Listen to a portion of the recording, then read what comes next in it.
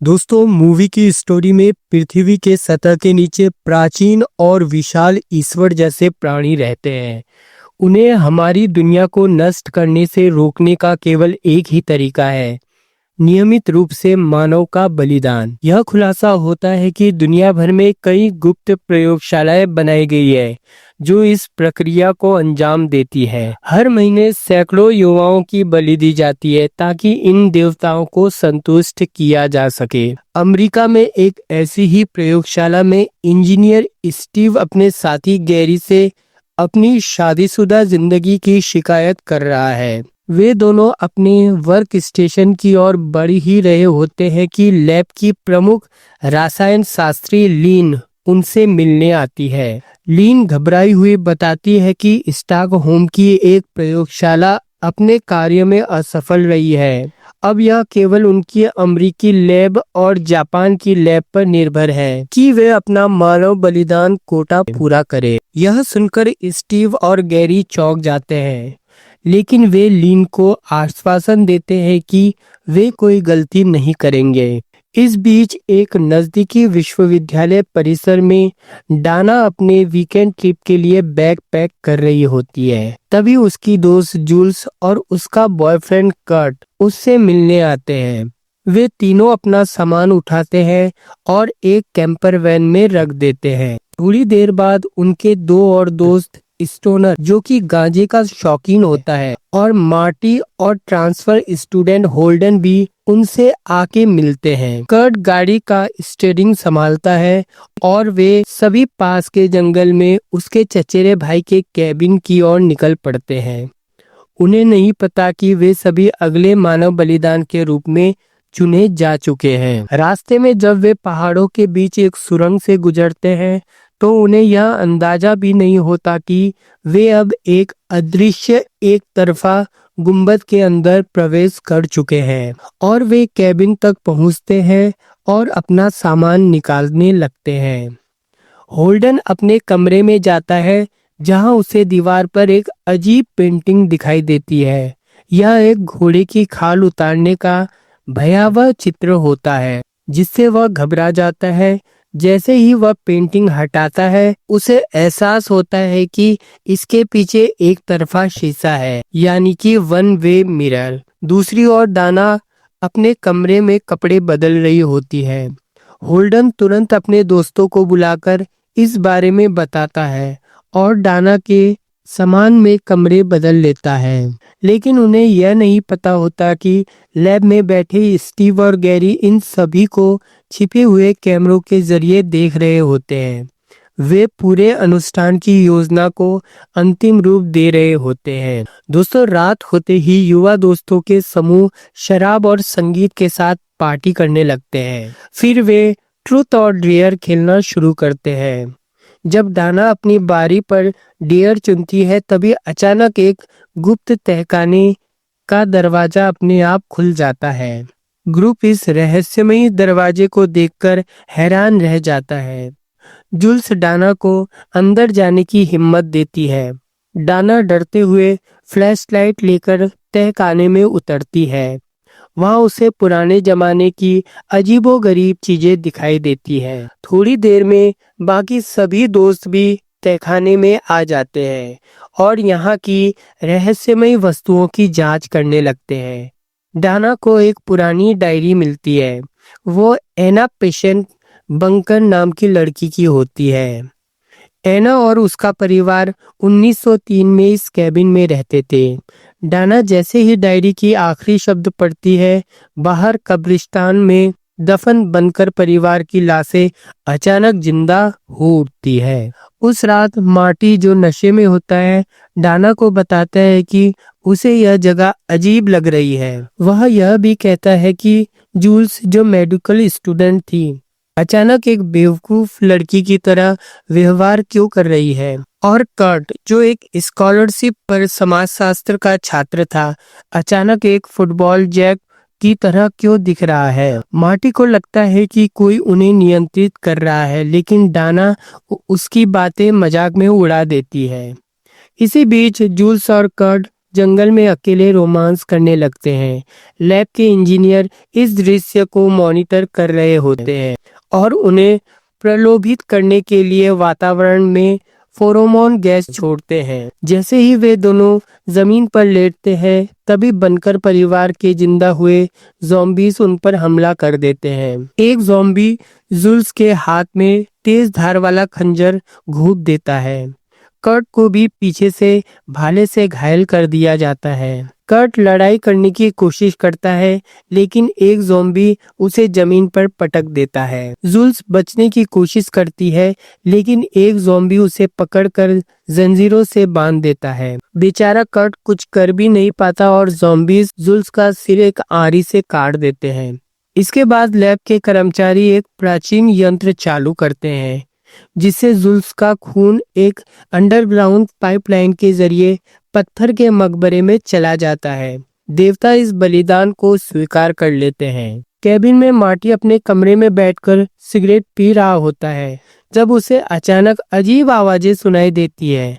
वह बाहर पेशाब करने जाता है, तभी खून से लथपथ कर्ट भागता हुआ आता है और उसे अंदर खींच लेता है। कर्ट घबराया हुआ बताता है कि जुल्स मर चुकी है और अब सभी को कैबिन को तुरंत बंद कर लेना चाहिए। लेकिन डाना जुल्स को ढूंढने के लिए दरवाजा खोलती है और तभी ज़ॉम्बी जॉन बनकर का सिर अंदर फेंक देता है। डाना चीख उठती है और बाकी दोस्त जल्दी से दरवाजा बंद कर देते हैं। कर्ट कहता है कि अब उन्हें हर हाल में साथ रहना चाहिए, लेकिन लैब में बैठे इंजीनियर गैस छोड़ देते हैं, जिससे कर्ट अचानक अपना विचार बदल देता है और कहता है कि उन्हें अलग अलग होकर बचने की कोशिश करनी चाहिए। मार्टी खिड़की से बाहर झांकता है और गलती से एक लैंप गिरा देता है। उसे दीवार में छिपा एक कैमरा दिख जाता है।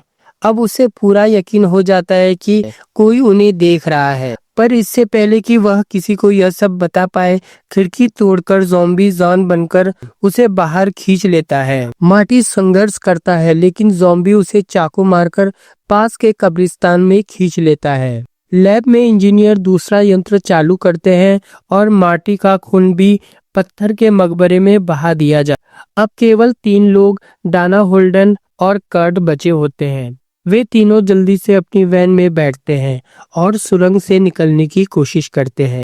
लैब में गैरी को अचानक याद आता है कि उन्होंने सुरंग को ब्लास्ट नहीं किया था। वह जल्दी से विस्फोटक कंट्रोल चालू करता है और सुरंग को ठीक बाहर एक बड़ा धमाका होता है। रास्ता पूरी तरह से चट्टानों से बंद हो जाता है और वे तीनों फंस जाते हैं।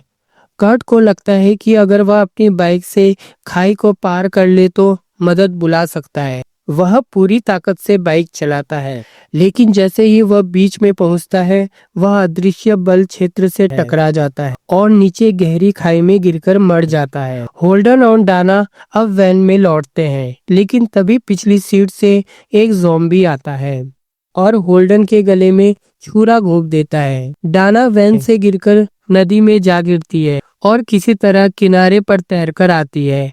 लैब में सभी कर्मचारी जश्न मनाने लगते हैं। बलिदान पूरे हो चुके होते हैं, केवल एक वर्जिन का मौत बाकी था। डाना जब हिम्मत जुटाकर उठने की कोशिश कर रही होती है, तभी अचानक मार्टी कहीं से प्रकट होता है। वह अभी भी जिंदा था। डाना जब पानी से निकलकर किनारे पर आती है तो अचानक मार्टी उसे झाड़ियों के पीछे से इशारा करके बुलाता है। डाना हैरान रह जाती है, क्योंकि उसने अपनी आंखों से देखा था कि ज़ॉम्बी ने मार्टी को मार दिया था। मार्टी उसे बताता है कि जब ज़ॉम्बी उसे खींचकर ले जा रहा था, तब उसने गलती से ज़ॉम्बी के सिर पर एक पाइप मार दिया, जिससे वह कुछ देर के लिए बेहोश हो गया। फिर उसने ज़ॉम्बी को वहीं मार डाला और जंगल में छिप गया। मार्टी डाना को एक गुप्त दरवाजे के पास ले जाता है, जो जमीन के अंदर एक लिफ्ट की तरह खुलता है। वह कहता है कि उसने यह दरवाजा गलती से खोजा, जब ज़ॉम्बी का शरीर उसमें गिर पड़ा और वह अपने आप खुल गया। डाना और मार्टी लिफ्ट में घुसते हैं और नीचे की ओर जाने लगते हैं। जैसे ही लिफ्ट नीचे जाती है, वे चारों ओर शीशे के बड़े बड़े चैम्बर्स देखते हैं, जिनमें अलग अलग भयानक राक्षस और प्राणी कैद होते हैं। भूत, ज़ॉम्बी, नरभक्षी, राक्षसी भेड़िया, विशालकाय सांप और अजीबोगरीब राक्षस। डाना को अचानक एहसास होता है कि अगर वह किसी और वस्तु को छूते तो हो सकता था कि कोई और राक्षस उनके पीछे आता। लिफ्ट आखिरकार एक बड़ी भूमिगत प्रयोगशाला में पहुंचती है। जैसे ही वे बाहर निकलते हैं उन्हें लैब की असली सच्चाई का पता चलता है। यह पूरी योजना एक वैश्विक अनुष्ठान का हिस्सा थी जिसमें हर साल युवाओं का बलिदान किया जाता था ताकि प्राचीन देवता संतुष्ट रहे और दुनिया नष्ट न हो। बलिदान के 5 पात्र होते हैं जिसमें जुल्स, कर्ट, होल्डन, मार्टी और डाना शामिल थे। हालांकि वर्जिन की मौत अनिवार्य नहीं थी। अगर वह मरती तो यह बलिदान पूरा हो जाता, लेकिन अगर वह बचती तो भी अनुष्ठान सफल रहता। डाना और मार्टी को यह जानकर झटका लगता है कि यह सिर्फ उनके साथ ही नहीं हो रहा, दुनिया के अलग अलग हिस्सों में इसी तरह का अनुष्ठान किए जा रहे थे। जापान में एक भूतनी ने बच्चों को डराया था, अर्जेंटीना में एक विशालकाय राक्षस ने हमला किया था और अन्य जगहों पर भी बलिदान की कोशिशें की जा रही थी। लेकिन अब केवल यह अमेरिका अनुष्ठान ही बचा था और अगर यह असफल हो जाता तो देवता जाग जाते और पूरी दुनिया खत्म कर देते। लैब के गार्ड्स मोटी और डाना को पकड़ने आते हैं, लेकिन वे खुद को बचाने के लिए लिफ्ट के कंट्रोल रूम में पहुंच जाते हैं। वहां मार्टी गलती से सारे कैद किए गए राक्षसों के दरवाजे खोल देता है। अब पूरा लैब नर्क में बदल जाता है। राक्षस और ज़ॉम्बी हर जगह तबाही मचाने लगते हैं। गार्ड्स एक एक करके मारे जाते हैं। खून और चीखों से पूरा बंकर गूंज उठता है। डाना और मार्टी किसी तरह भागते हुए रिचुअल चैम्बर में पहुंचते हैं जहां बलिदान की रस्म होती है। तभी लैब की मुखिया सिगोनी वीवर, इनका नाम फिल्म में बताया नहीं गया है लेकिन वह प्रमुख वैज्ञानिक है, उनके सामने आकर पूरी सच्चाई बताती है। वह कहती है कि अगर मार्टी जीवित रहा तो बलिदान अधूरा रहेगा और प्राचीन देवता जाग जाएंगे, इसलिए मार्टी को मरना ही होगा। डाना को एक पल के लिए समझ नहीं आता कि वह क्या करे। इस बीच एक भेड़िया आदमी अचानक डाना पर हमला कर देता है और उसे घायल कर देता है। मार्टी किसी तरह वेयरवुल्फ को भगाने में सफल होता है, लेकिन तभी वैज्ञानिक उन पर हमला करने के लिए बंदूक निकालती है। तभी अचानक ज़ॉम्बी एना पेशेंस बनकर प्रकट होती है और वैज्ञानिक को मार डालती है। डाना और मार्टी अब एक दूसरे की तरफ देखते हैं। डाना सोचती है कि उसे मार्टी को मार देना चाहिए ताकि दुनिया बच सके, लेकिन फिर वह खुद को रोक लेती है। मार्टी हंसते हुए कहता है, शायद यह दुनिया बचने के लायक नहीं है। दोनों दोस्त एक साथ बैठते हैं और सिगरेट जलाते हैं। चैम्बर अचानक हिलने लगता है, धरती फटने लगती है। डाना और मार्टी एक दूसरे का हाथ पकड़ते हैं जब जमीन से एक विशालकाय हाथ निकलता है। अब प्राचीन देवता जाग चुके थे। आखिरी दृश्य में एक दानव के विशाल हाथ को धरती से बाहर निकलते हुए दिखाया जाता है, जो पूरी दुनिया को नष्ट करने के लिए तैयार है। दोस्तों, the cabin in the woods सिर्फ एक हॉरर फिल्म नहीं थी, यह दिखाती है कि किस तरह हॉरर फिल्मों में हमेशा एक ही पैटर्न होता है। एक समूह जो मरता है, एक वर्जिन जो बचती है और अज्ञात ताकतें जो इन घटनाओं को नियंत्रित करती है। अंत में डाना और मार्टी ने बलिदान से इनकार कर दिया, जिससे प्राचीन देवता जाग गए और पूरी दुनिया का अंत हो गया। और दोस्तों, फिल्म की स्टोरी यहीं पर समाप्त हो जाती है। तो दोस्तों, मूवी की स्टोरी आपको अच्छी लगी हो तो पिक्चर पंडित चैनल को लाइक और सब्सक्राइब जरूर करें। इसी तरह से मूवी एक्सप्लेन वाली वीडियो मैं लाता रहूंगा। तब तक के लिए दोस्तों, गुड बाय, जय हिंद, जय भारत।